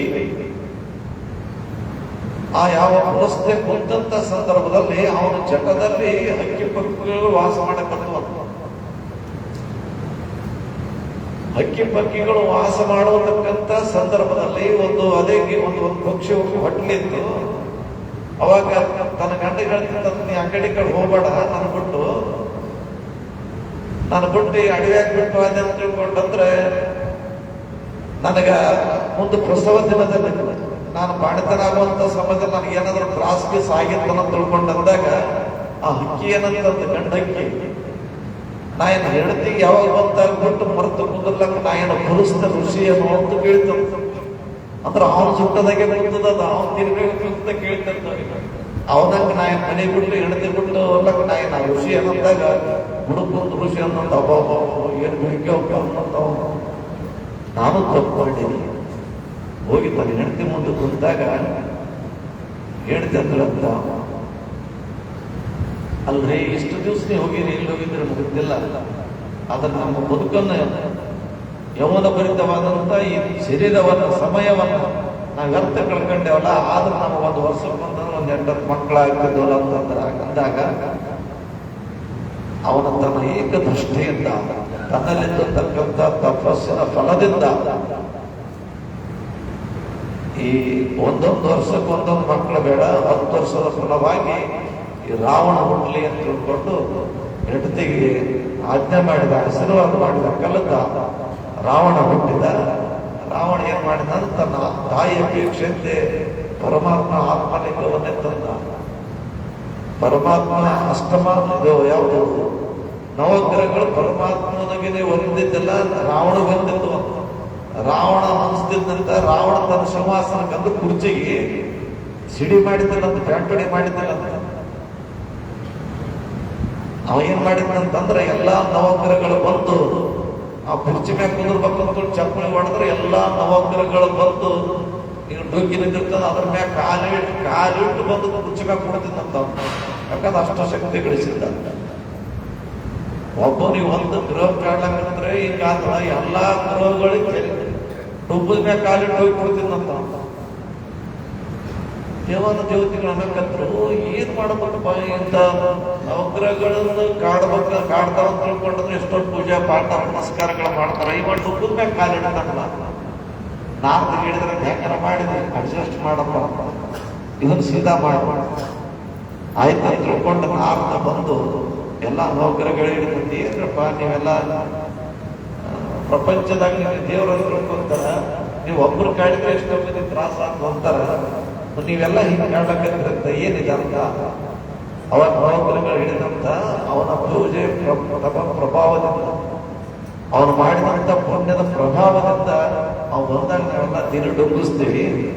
ಅದಕ್ಕೆ ಅವ್ನ ಕಾಲಕ್ಕೆ ಬಿಟ್ಟು ಹೋಗ್ತಾನೆ. ಅದಕ್ಕೆ ನೀವೇನ್ ಹೇಳ್ಬೇಕಂದ್ರ ಅವು ನಾರ್ದ ಹೇಳಿದವಂತ ಏನಂದ್ರೆ, ಈಗ ಜನ ಊಟ ಮಾಡೋಣ ಅವನಿಗೆ ತಿಳಿಸ್ತೀವಿ ಅಂತ ತಿಳ್ಕೊಂಡಂತ ಆಯ್ತಂದು ಅಲ್ಲಿ ಬಿಲ್ಡಿಂಗ್ ಇಟ್ಟಿದ್ದ. ಮತ್ತೆ ರಾವಣ ಬಂದಂತ, ನೋಡಪ್ಪ ರಾವಣ ವೈರಿಗಳ ಎದೆಯನ್ನು ಮೆಟ್ಟಬೇಕಲ್ಲದೆ ಬೆನ್ನನ್ನು ಮೆಟ್ಟಬಾರದು ಅಂತ. ವೈರಿ ಇಲ್ಲಿ ತುಳಿಬೇಕು, ಈ ಬೆನ್ನಿನ ಮೇಲೆ ತುಳಿತಲ್ಲ, ಏನ್ ದೊಡ್ಡ ಮಾತಂದ್ರ ಅವ ರಾವಣನ ಮೊದಲೇ ಹುಚ್ಚು ಹೆಚ್ಚಾಗಿದ್ದ ಅಹಂಕಾರ. ಚಪ್ಪಳಿ ಹೊಡೆದಂತೆ ನೀವೆಲ್ಲ ಇನ್ನು ಉಲ್ಟಾ ನಿಂತೀರಿ ಅಂದಾಗ ಉಲ್ಟಾ ನಿಂತ್ರೆ ಅವ್ರು ಹೊಡೆದ್ರಂತ. ಹೋಸು ಮಂದಿ ಕೂಡ ಒಂದೇ ಏಟಿಗೆ ಬಿಟ್ರು. ಅವನ ಹೆಣ ರಣರಂಗದಲ್ಲಿ ಹತ್ತುಗಳ ಪಾಲಾಯ್ತಂತ. ಹೆಣ ಎತ್ತೋಳ ದಿಕ್ಕಿದ್ದಿಲ್ಲ ಅಂತ ಎಲ್ಲಾ ದೃಷ್ಟಿ ಅಂತ. ಇದಕ್ಕೆ ಕಾರಣ ಏನಂತ ತಿಳ್ಕೊಂಡು ಕೇಳಿದೆ, ಇದನ್ನ ಜನ್ಮದಿಂದ ಬಂದ ವೃತ್ತಾಂತ ಮನುಷ್ಯನ ಬೆನ್ನಟ್ಟಿ ಒಂದು ಜೀವಾತ್ಮ ಪರಮಾತ್ಮನೊಂದಿಗೆ ಹೋಗಿ ಕೂಡಬೇಕಾದ್ರೆ ಸಮರಸ ಜೀವನ ಬಾಳ್ಬೇಕಾದ್ರೆ ಅದಕ್ಕೆ ಏನು ಕಾರಣ ತಿಳ್ಕೊಂಡು ಕೇಳಿದ್ರೆ ಕೇವಲ ಒಂದು ಜನ್ಮದ ಸಾಧನೆ ಅಷ್ಟೇ ಅಲ್ಲ, ಜನ್ಮ ಜನ್ಮದಲ್ಲೂ ಕೂಡ ನಾವು ಸಾಧನಾ ರೂಪವಾಗಿ ಶರೀರವನ್ನು ಆತ್ಮವನ್ನು ಬಳಸಿಕೊಂಡದ್ದಾದರೆ ಜೀವಾತ್ಮ ಪರಮಾತ್ಮನು ಕೂಡ ಅದಕ್ಕೆ ಏನು ತೊಂದರೆ ಇಲ್ಲ. ಅಂತ ಒಂದು ವಿಚಾರದಲ್ಲಿ ನಾವು ಮಾಡುವಂತ ಪಾಪ ಕರ್ಮಾದಿಗಳು, ನಾವು ಮಾಡುವಂತ ಏನಾದರೂ ನಮ್ಮ ಅಹಿತಕರ ಘಟನೆಗಳು ನಮ್ಮ ನಡವಳಿಕೆ ನಮ್ಮ ಜೀವನವನ್ನು ರೂಪುಗೊಳ್ಳುತ್ತಕ್ಕಂಥದ್ದಾಗ್ತದೆ. ವಿಶ್ವನಾಥ ಮುತ್ತವರು ಬಸವಮ್ಮ ತಾಯಿ ಲಗ್ನ ಮಾಡ್ಕೊಂಡ ನಂತರ ಬದಲಾಯಿತ ಅವ್ರ ಜೀವನ. ಅವಾಗ ಬಸವಮ್ಮ ತಾಯಿ ಒಂದು ಸಂತಾನ ಅಂದ್ರೆ ಪೂಜೆಗಾಗಿ ತಂದಂತ ನೀನು ನೀನು ಯಾವ ಸ್ಥಾನ ಕೊಡ್ತಿದ್ದೆ ಕೊಟ್ಟದಕ್ಕೆ ನಾನು ಅದು ಪೂಜೆಗೊಳ್ಳಕ್ಕೆ ನಾನು ತಯಾರಿ ಅಂದ್ರು. ಆಯ್ತು, ನನ್ನ ಸಾಧನೆಗೆ ನೀ ಏನು ಆಟ ಆಗಕ್ಕಿಲ್ಲ ಅಂತ ತಿಳ್ಕೊಂಡಂದ್ರು. ಆಯ್ತಪ್ಪ, ಆಯ್ತು, ನಾವು ನೀವು ಇಬ್ರು ದೇವತ್ವ ಭಾವದಣಿಗೆ ಹೋಗಮ್ಮ ಅಂತ ತಿಳ್ಕೊಂಡಂದ್ರು. ಅಲ್ಲಿ ಆ ವಿಕಾರ ದೂರ ಆಯ್ತು, ಶಿವನ ಭಾವ ದೊಡ್ಡದಾಯ್ತು. ಅವಾಗ ವಿಶ್ವನಾಥ ಮತ್ತೆ ಯಾವಾಗ ಜೋಗುರಿ ಬಂದಿದ್ದಂತ ತವ್ರ ಮನೆ ಕರೆಲ ಎಲ್ಲಿ ಕುದುರೆ ಸಿಗ್ತದ ಕುದುರೆ ಮತ್ತೆ ಕುದುರೆ ತೊಗೊಂಡಂಗೆ ಒಂದು ಹಂಗ ಕಟ್ಟಿದಾಗ ಕಟ್ಟಬೇಕು, ತೊಗೊಂಡು ಓಡಬೇಕು. ಅವ್ರು ಸ್ವಲ್ಪ ಶ್ರೀಮಂತರು ನಿಂತಿದ್ರಂತ. ಅವ್ರ ಅಣ್ಣತಮ್ಮರು 4 ಮಂದಿ ಇದ್ರಂತ. ಶಿವಪೂಜಯ್ಯ, ಶಾಂತಯ್ಯ, ಸಿದ್ದರಾಮಯ್ಯ, ಇನ್ನೊಬ್ಬ ಯಾವ್ದೋ ಒಂದು ಬಸ್ ಏನೋ ಇದ್ದಂತ. ಅವರೆಲ್ಲ ಅಂತಿದ್ರಂತ, ಏನು ನೀ ಪದ್ಧತಿ ಪ್ರಕಾರ ಮನೆ ದೊಡ್ಡ ಮನಿತನ, ನೀ ಪದ್ಧತಿ ಪ್ರಕಾರ ಬಂದು ಪದ್ಧತಿ ಪ್ರಕಾರ ಚಂದ ಕರ್ಕೊಂಡು ಹೋಗು. ನೀ ಲಗ್ನ ಆಗುವಂತಿಗೆ ದೊಡ್ಡ ಮನಿತನದವರು, ಗವಾರದವ್ರು, ಅಂತ ಶ್ರೀಮಂತರು, ಅಂತ ಆಚಾರ್ಯ ವಿಚಾರ ಮನಿತನದವ್ರು ಅಂತ ನಾವು ತಿಳ್ಕೊಂಡು ನಿಮ್ಗೆ ಕನ್ಯಾ ಕೊಂಡೆವು. ಪಂಚಗ್ರ ತೋಪ ಕಟ್ಟಿ ಹಿರೇಮಠ ಅಂತ ತಿಳ್ಕೊಂಡು ನೀವು ದೊಡ್ಡ ಮನಿತನದವ್ರು ಕನ್ಯಾ ಕೊಂಡ್ವಿ. ನೀ ಯಾಕೆ ಗೋಡೆ ಹೋಗೋದಂತ ಸಂಸಾರ ಯಾಕೆ ಮಾಡ್ತೇನೆ? ಅವಾಗ ಇವ್ರಿಗೆ ಸಂಸಾರ ಎಂಬುದು ಬಲು ಕಷ್ಟ, ಇದು ಯಾರು ಸುಳ್ಳೆ ಮಾಡಿಟ್ಟ, ಇದ್ರಾಗ ಏನಂದ್ರೆ ಸಂಸಾರ ಅಂತಿರಲ್ಲಿ ಅಂತ ಇವ್ರು ಅಂತಿದ್ರು. ಅವಾಗ ಅನ್ಕೋತ ಒಂದು ದಿವಸ ಇಷ್ಟು ಅತಿರೇಕಕ್ಕೆ ಹೋಯ್ತು. ನೀನು ಓಡಾಡಕ್ಕೆ ಅಂತ ಬಂದು ದಾರಿಗಿಲ್ಲಾರ್ದಂತ ಭಿಕಾರಿ ಜೀವನ ನೀ ನಡೆಸ್ತೆ ಅಂತ ತಿಳ್ಕೊಂಡಂದ್ರೆ ನೀನು ಮನೆಗೆ ಕೊಟ್ಟು ಮನೆಯಾಗಿಟ್ಟು ನನ್ನ ತಂಗಿ ಕರ್ಕೊಂಡು ಹೋಗಿ ನೀನು ಸಂಸಾರ ಮಾಡ್ತಾನಪ್ಪ ಅಂತ ಕೇಳಿದ್ರಂತ. ಅವಾಗ ಕೆಲವು ಮಂದಿ 3 ಕೂಡಿ ಅಂದಾಗ ಗಂಡ ಒಬ್ಬ ಸಿದ್ದರಾಮಯ್ಯನೋ ಏನಂತ, ಯಾಕ ಅವ್ರ ಅವಸ್ಥೆ ಬದಲಾಗ್ಯದ. ಅವ ಪ್ರಪಂಚದ ಬೇಕಾಗಷ್ಟು ಉನ್ನತ ಐಶ್ವರ್ಯ ಉಳ್ಳಂತ ಮನೆತನ ಅದ, ಸಾಕಷ್ಟು ಪಾಂಡಿತ್ಯ ಅದ, ಅನುರೂಪಳಾದಂತ ಹೇಳ್ತಾಳ, ಇವೆಲ್ಲವೂ ಇಲ್ಲೂ ಕೂಡ ಅದರಲ್ಲಿ ಪ್ರಪಂಚದಾಗ ಇವನಿಗೆ ಮೋಹ ದೂರ ಆಗ್ಯದ ಅಂತ ತಿಳ್ಕೊಂಡ್ರೆ ಅವನ ದಾರಿಗೆ ನಾವು ಯಾಕೆ ಹೋಗಮ್ಮ ಬ್ಯಾಡ ಅಂದಾಗ ವಿಶ್ವನಾಥನ ತಲೆ ಸಿದ್ದರಾಮ ಎಲ್ಲರೂ ನನಗ ಎಲ್ಲೆಲ್ಲಿ ಮುಗಿರ್ತಿ ಎಲ್ಲೆಲ್ಲಿ ಬಿದ್ದು ಹೋತಿ ಅಂದಾರೆ. 3 ಮನೆ ದೊಡ್ಡ ದೊಡ್ಡ ಬಂದಾಗ ನೀವು ಶ್ರೀಮಂತರಾಗಿ ಹುಟ್ಟಿದ್ರು ದಿಕ್ಕಿಗೊಬ್ಬರಾಗಿ ಸಾಯಿದ್ರೆ. ಆದ್ರೆ ಸಿದ್ದರಾಮಯ್ಯ ಎಷ್ಟು ದಿನ ಆದ್ರೂ ಬೇಕಿದ್ರು ಮನೆಯಾಗೆ ಬಿದ್ದು ಸಾಯಿದೆ, ನೀವು ಒಂದೇ ಮುಳಿದ ಮನೆಗೆ ಮುಂದೆ ಯಾರು ಉಳಿಯಲ್ಲ ಅಂತ ಹೇಳಿದ್ರು. ಒಬ್ಬ ದೇವಣಗಾವದ ಸಂತ, ಒಬ್ಬ ಬಿಜಾಪುರದಾಗ, ಒಬ್ಬ ಅಕ್ಕಲಕೋಟದಾಗ ಸಂತ. ಮನೆಗೆ ಅವ್ರ ಮನ್ಯಾಗ ಮನೆ ಉಳ್ಕೊಂಡವ, ಸಂಸಾರ ಉಳಿದದ್ದು ಯಾರ ಹತ್ರ ವಿಶ್ವನಾಥರ ನೀನು ದುಡಿತದಲೇ ನೀವು ಒಬ್ಬ ನನ್ನ ಸಲ ಚಲೋ ಅಂದಿದ್ದೀ, ನಂದ ಒಳಗಿನ ಅಂತರಾತ್ಮದ ಅವರು ಕಂಡುಕೊಂಡಿದ್ದೆ ಅಂತಂದ್ರ ನಾವು ನಿನ್ನ ನಿಗಾ ಇಟ್ಟಿದ್ದೀನಿ ಅಂತ ತಿಳ್ಕೊಂಡಂದಾಗ 3 ಮನೆತನ ಹೋಯ್ತು. ವಿಶ್ವನಾಥರ ನೀವು ಒಬ್ಬನೇ ಉಳಿತೆ ಅಂತ ತಿಳ್ಕೊಂಡು ಯಾರಂದ್ರ ಸಿದ್ದರಾಮಯ್ಯ ಮನೆತನ ಉಳಿ ಹೋಗ್ತಂದಾಗ ಅದಕ್ಕೆ ಕಾರಣ ಏನಂತ ತಿಳ್ಕೊಂಡು ಕೇಳಿದಾಗ ನಾವು ಮಾಡತಕ್ಕಂಥ ಕರ್ಮ ಫಲ. ಅದಕ್ಕಾಗಿ ಹೇಳ್ತಾರ, ಒಳ್ಳೆಯವರಾಗಿದ್ದು ಒಳ್ಳೆಯವರಾಗಿ ನಡೆದುಕೊಂಡು ನಮ್ಮ ಭಾವ ಒಳ್ಳೆಯದಾಗಿದ್ರೆ ಭಾಗ್ಯಕ್ಕೆ ಕೊರತೆ ಇರತಕ್ಕಂಥ ಮಾತಿಗೆ ಅನುಗುಣವಾಗಿ ಇವತ್ತಿನ ದಿವಸ ಕರ್ಮ ಫಲದ ಬಗ್ಗೆ ಈ ಅನುಭವದಲ್ಲಿ ತಿಳಿಸಿದಂತಾಯ್ತು. ಅಕ್ಷಂತದಿಗೆ ಅಮಾವಾಸ್ಯೆ, ಇದು ಬಹಳ ದೊಡ್ಡ ಅಮಾವಾಸ್ಯೆ. ಎಲ್ಲರೂ ಭಕ್ತಿ ಭಾವ ಶ್ರದ್ಧೆಯಿಂದ ಬಂದಂಥವರಾಗಿದ್ದೀರಿ. ಇನ್ನೊಂದು ನಿಮ್ಮೆಲ್ಲರಿಗೂ ತಿಳಿಪಡಿಸೋದು ಏನಂತಂದ್ರೆ 1-2 ಮಾತು ಯಾವಾಗಲೂ ಇನ್ನು ಮ್ಯಾಗ ನಾವು ಒಂದು ನಿಯಮ ಇಟ್ಕೊಂಡಿದ್ದೀವಿ. ಎಲ್ಲೇ ಹೋಗಿ ಎಲ್ಲೇ ಆಶೀರ್ವಚನ ಮಾಡಿ 2 ಮಾತು. ಒಂದು ಏನ್ ಮಾತಂದ್ರೆ ಪ್ರಸಾದ ಯಾರು ಕೆಡಿಸ್ಬಾರ್ದು, ಇಲ್ಲೆಲ್ಲ ಯಾಕಾದ್ರೆ ಮತ್ತು ಮಕ್ಕಳ ಕೈಯಾಗ ಮೊಬೈಲ್ ಕೊಡಬಾರ್ದು. ಯಾಕಂತ ಕೇಳಿದ್ರೆ ಇವತ್ತು ನೋಡ್ರಿ ಎಲ್ಲೆಲ್ಲಿ ಕೇಳ್ಕೊಂತವ್ರಿ, ಮಕ್ಕಳ ಕೈಯಾಗ ಮೊಬೈಲ್ ಕೊಟ್ಟರೆ ಒಂದು 4 ವರ್ಷದಾಗ ಹುಚ್ಚಾಗಿ ಹೋಗ್ತಾವ. ಹುಚ್ಚಾದ್ರೆ ತಿಳ್ಕೊಂಡಂದ್ರೆ ಮತ್ತೆ ಮಕ್ಕಳನ್ನ ವಾಪಸ್ಸಿ ಕೆಡ್ತಾರ, ಆಗಂಗಿಲ್ಲ. ಅದಕ್ಕೆ ಯಾರೋ ಮಕ್ಕಳಿಗೆ ಸ್ವಲ್ಪ ಮೊಬೈಲ್ ಕೊಡಬಾರ್ದು. ಮೊದಲು ಈಗ ನಮ್ಮ ಶ್ರೀಕಾಂತ್ ಮಕ್ಕಳಿಗೆ ಮೊಬೈಲ್ ಕೊಟ್ಟು ಈ ಮಗ ಎಷ್ಟು ವರ್ಷದವನಪ್ಪ? 6 ವರ್ಷದವನ. ಒಂದು 2 ವರ್ಷ ಹುಡುಗಿದ್ದಂಗೆ ಅಲ್ಲ, 2 ವರ್ಷ ಹುಡುಗಿದ್ದಂಗಲ್ಲ. ನಾನೇ ಹೇಳಿದ ಅವನಿಗೆ, ಹುಡುಗನ ಬಲ್ಲಿ ಈ ಸದ್ದಿ ಜಡ್ಡಾದ ತೋರ್ಸ ಅಂತ ಹೇಳಿದೆ. ಅದನ್ನ ಅವ್ರಿಗೇನು ಗೊತ್ತಿದ್ದಿಲ್ಲ. ಹಿಂಗೆ ಇದ್ದಂಗ ನನ್ನ ಮಗ ಹಿಂಗೆ ಇದ್ದಂಗ ಅಂತ ಹೇಳಿದ್ದ. ಒಂದು ದಿವಸ ನಾನು ನೋಡಿದೆ, ಶ್ರೀಕಾಂತ ಮಗನಿಗೆ ಮೊಬೈಲ್ ಕೊಡ್ತೇನೆ. ಹೌದಪ್ಪ ಕೊಡ್ತೇನೆ. ಬಟ್ ಅಂದ್ರೆ ನಿನ್ನ ಮಗ ನಮ್ಮ ಕೈಗೆ ಹಚ್ಚಂದೆ, ಇದನ್ನ ಹೋಗಿ ಡಾಕ್ಟ್ರಿಗೆ ತೋರಿಸಿ ಡಾಕ್ಟ್ರ್ ಹಿಂಗೆ ಅಂತಾರ ಅಂತ ಹೇಳಿದೆ. ಒಂದು ವಾರದಾಗ ಹೋಗಿ ಕಲಬುರಗಿ ತೋರಿಸಿದ. ಅವ್ರ ಹತ್ರ ಇವನಿಗೆ ಜಡ್ಡಾಗ್ಯದಪ್ಪ, ಅದಕ್ಕೆ ಇಷ್ಟು ದಿವಸ ನೀವು ಟ್ರೀಟ್ಮೆಂಟ್ ಕೊಟ್ಟರೆ ನಿನ್ನ ಮಗ ಹುಷಾರಾಗ್ತಾನೆ ದೊಡ್ಡ ತಿಳ್ಕೊಂಡು ಹೇಳಿದೆ. ವಿಶ್ವರಾತ್ರ ಇರಲಿ ದೊಡ್ಡವ್ರು ಹಾಗೆ. ಇಲ್ಲಿ ಸುಮಾರು ಸಾಮಾನ್ಯ ಜನರಲ್ಲಿ ನಿಮ್ಮ ಮನೆಯಾಗ ನಿಮ್ಮ ಮಕ್ಕಳು ಇರ್ಬೋದು, ಬಹಳಷ್ಟು ಮಂದಿ ಇರ್ತೀರಿ. ಮೊಬೈಲ್ ಕೊಡಬಾರ್ದು ಅಂತ ನಾ ಹೇಳ್ತೀನಿ.